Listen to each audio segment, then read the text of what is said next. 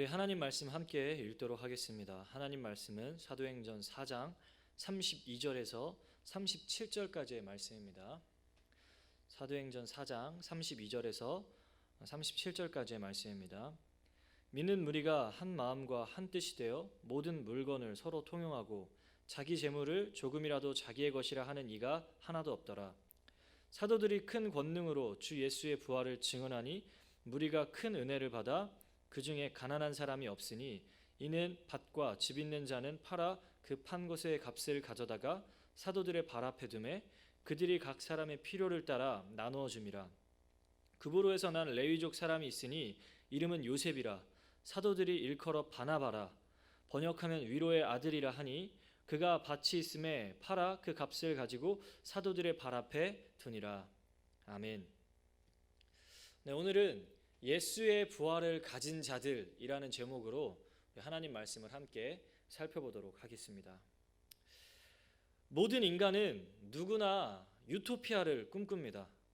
아무 걱정도 없고 또 너무나 서로 사랑하며 모든 것이 풍부한 그런 유토피아를 꿈꾸는 것이죠. 예수님이 오시기 전 약 400년 BC 4세기에 플라톤이 더 리퍼블릭이라는 책에서 함께 일하고 함께 나누는 유토피아를 이야기를 했습니다. 공동 생산, 공동 분배를 이야기한 것이죠. 아마 공산주의의 뿌리가 여기가 아닐까 싶습니다. 우리가 잘 알다시피 지난 100년간 마르크스를 중심으로 세상에 퍼져나간 공산주의는 전 세계의 노동자 계급의 해방이라든지 공산주의의 사회의 건설이라는 꿈을 가지고 전 세계로 퍼져나갔지만 결국 공산주의 운동은 역사 속에서 실패한 체제로 규정이 되었습니다. 사실 이 공산주의라는 것은 이론적으로는 참 훌륭한 사상이라 볼 수 있습니다. 모든 인간이 계급의 차별이 없고 함께 일하고 함께 나누는 지상 낙원을 꿈꾸는 그런 이론이죠. 그러나 마르크스주의자들은 인간이 누구인지를 인지하지 못했습니다. 인간이 누구인지를 정확히 알 수 없었던 것이죠. 인간은 본성 자체가 자기의 소유를 포기하며 남에게 나누며 살아가는 것을 극도로 싫어하는 존재입니다. 왜? 인간은 죄인이기 때문에. 죄인인 인간은 남을 위하여 사는 자가 아니라 철저하게 자기를 위하여 살아가는 자입니다. 그렇기에 공산주의는 지상 낙원을 만들어낸 것이 아니라 인간의 죄성만을, 인간의 불완전하고 인간의 잔혹함만을 이 세상에 천명하게 되죠. 하지만 오늘 본문에 보면 죄인이 가득한 이 세상에 일시적이지만 인간들이 꿈꾸는 유토피아가 아무 걱정이 없고 인간들이 서로 사랑만 하는 그러한 모든 것이 풍부한 하나님의 나라가 이 땅 가운데 나타나게 됩니다. 자기 소유를 남을 위하여 내어놓고 계급과 차별이 존재하지 않는, 부한 자도 없고 가난한 자가 없는, 그러니까 본문에 보면 가난한 자가 사라졌다라고 분명히 이야기를 하죠. 이렇게 모든 것이 풍부한 사랑으로 완전한 나라가 일시적으로 교회 안에 나타나게 되었다라고 이야기를 합니다. 네, 우리 오늘 본문 32절에서 35절까지의 말씀 다시 한 번 더 같이 읽도록 하겠습니다. 믿는 무리가 한 마음과 한 뜻이 되어 모든 물건을 서로 통용하고 자기 재물을 조금이라도 자기의 것이라 하는 이가 하나도 없더라. 사도들이 큰 권능으로 주 예수의 부활을 증언하니 무리가 큰 은혜를 받아 그 중에 가난한 사람이 없으니 이는 밭과 집 있는 자는 팔아 그 판 것의 값을 가져다가 사도들의 발 앞에 두매 그들이 각 사람의 필요를 따라 나누어 줌이라. 아멘.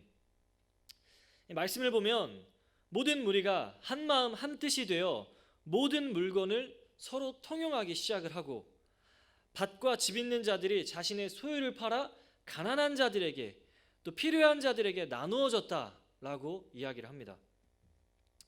충격적이게도 조금도 자기의 재물을 자기의 것이라 고백하는 자가 없었다라고 성경은 이야기를 하죠. 그래서 그 장소에 가난한 자가 없었다. 부한 자와 가난한 자라는 이 계급이 존재하지 않았다라고 말을 합니다. 사랑하는 성도 여러분, 어떻게 이러한 일이 가능했을까요? 어떻게 죄인인 인간이 그가 평생을 노력하여 일구어낸 자기의 소유를 내 것이 아닙니다 라고 이렇게 고백을 했을까요? 어떻게 한 명도 아니고 모든 사람들이 자기 소유를 남들을 위하여 내어놓았을까요? 성경은 그 이유를 가리켜 그 자리에 있던 사람들이 예수의 부활에 대해서 배웠고 듣고 은혜를 받았기 때문이다. 그리스도 예수 안에서 주어진 부활의 의미를 발견했기 때문이다 라고 성경은 이야기를 합니다. 본문 33절 말씀 다시 한 번 더 읽도록 하겠습니다. 사도들이 큰 권능으로 주 예수의 부활을 증언하니 무리가 큰 은혜를 받아. 아멘. 본문을 보면 성도들이 자기의 소유를 팔아 모든 것을 내어놓을 수 있었던 그 이유를 설명하는데, 그 이유는 사도들을 통해 예수의 부활을 배웠기 때문이다 라고 성경은 말을 합니다. 사랑하는 성도 여러분, 여러분들은 예수의 부활을 무엇이라고 생각하십니까? 2000년 전에 죽은 예수님이 다시 죽음에서 부활했다라는 그 의미가 오늘날 여러분들에게 어떠한 의미로 생각되고 있습니까? 21세기를 살아가는 우리에게 예수님이 죽음에서 부활했다라는 그 의미가 어떠한 의미로 다가오고 있습니까? 우리는 항상 성경을 읽으면서 그것이 오늘날 나와 무슨 의미가 있는지를 생각하면서 읽어야 합니다. 그게 아니면 성경 자체를 그냥 단순한 정보로, 지식으로 성경을 읽는 것밖에 되지 않습니다. 오늘 본문에 예수의 부활을 1세기 당시 그리스도인들이, 초대교회 성도들이 배웠다라고 이야기를 하는데, 이 말은 표면적으로 보면 진짜로 예수님이 죽음에서 부활했다라는 것을 성도들이 배웠다라는 것으로 해석이 됩니다. 그러나 그 진의는, 그 안에 담겨있는 진짜 의미는 예수님이 단순히 죽음에서 부활했다라는 이 사실을 배웠다라는 게 아니라, 예수님의 부활을 믿으면 죄인인 우리가 예수님과 연합이 되어서 우리가 그리스도 안으로 다 들어가서 예수와 함께 죽고 예수와 함께 살아서 새 사람으로 부활하게 되었다라는 그러한 의미를 설명하고 있는 것입니다. 그러니까 오늘 본문에 사도들이 성도들에게 가르친 예수의 부활은 예수께서 우리를 모두 십자가에서 끌어안고 죽으셔서 우리의 옛사람이 그리스도 안에서 죽고, 나만을 위해 살았던 옛 자아가 그리스도 안에서 죽고, 이제는 우리가 예수 그리스도와 함께 죽음에서 부활하여 새 사람으로 다시 태어나게 되었다. 이제는 내가 나를 위해 사는 것이 아니라 내가 하나님을 위해 살아가는 자로, 그리스도 안에, 그리스도가 내 안에 살아간다라는, 새 사람으로 거듭났다라는 말을 하고 있는 것이 바로 예수의 부활이 갖고 있는 참된 의미인 것입니다.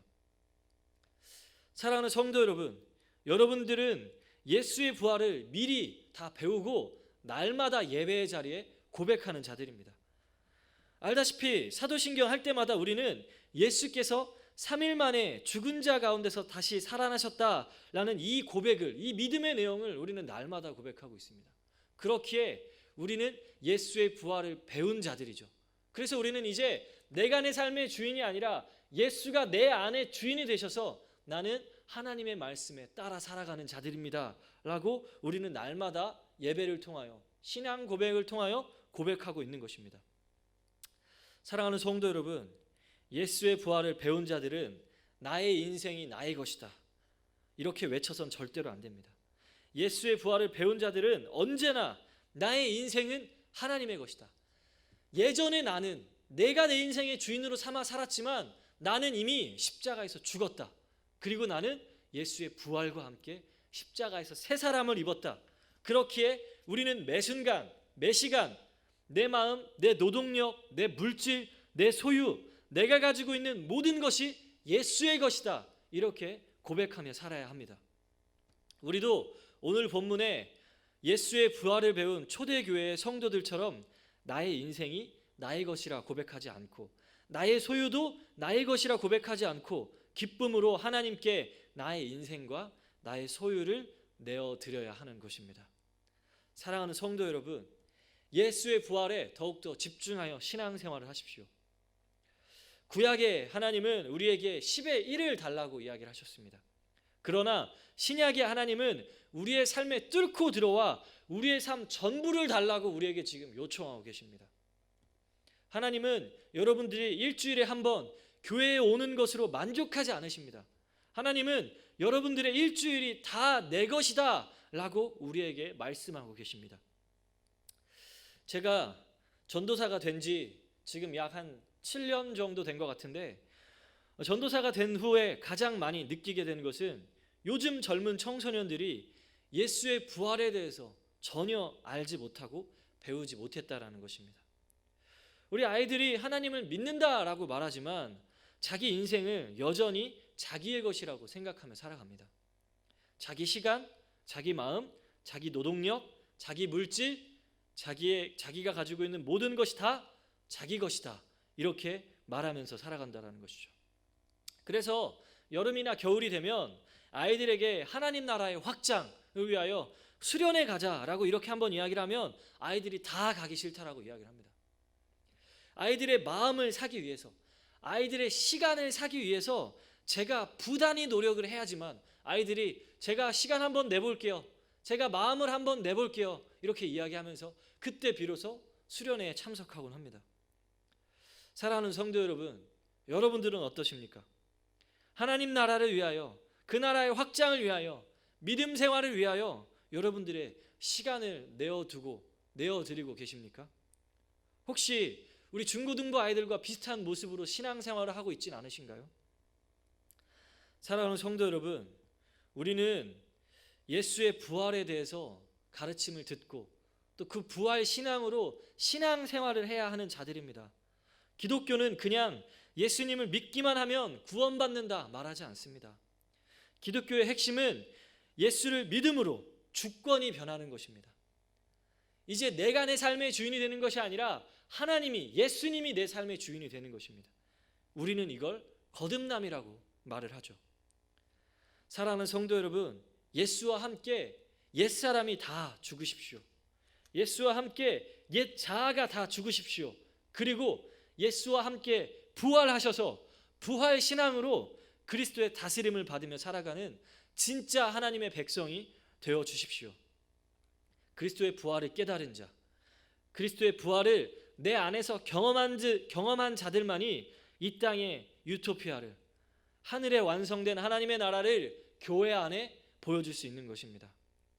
마지막으로 오늘 본문의 누가는 의도적으로 본문 끝에 바나바라는 실명을 거론하며 실제로 한 성도가 예수의 부활을 배워 자기의 소유를 다 내어놓자 계급도 없고 차별도 없는 풍성한 하나님의 나라가 드러났다라고 이야기를 하고 그 자리에 모든 사람들이 위로를 얻게 되었다. 그가 위로의 아들이 되었다라고 설명을 합니다. 본문 36절에서 37절 말씀입니다. 우리 함께 읽도록 하겠습니다.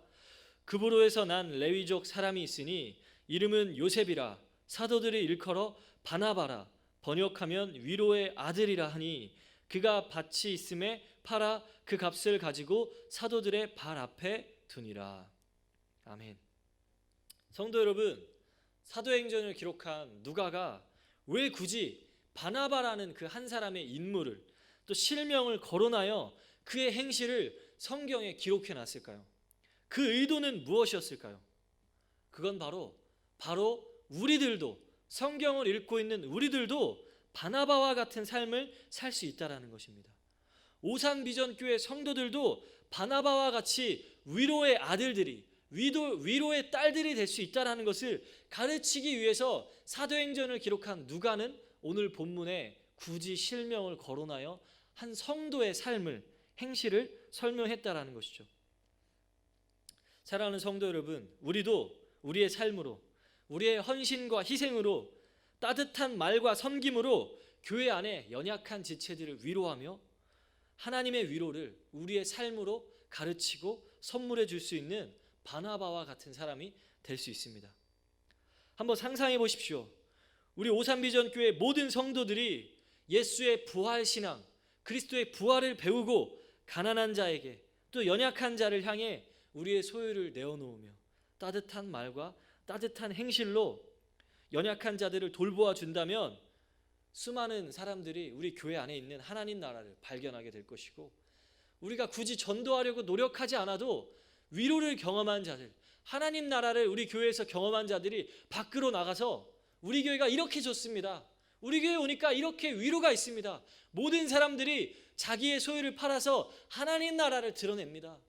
사랑으로 완전한 장소가 바로 우리 오산 비전 교회입니다. 이렇게 목회자들이 또 전도하라고 이야기하지 않아도 알아서 성도들이 교회 안에서 은혜를 받았기 때문에 전도를 할 것입니다.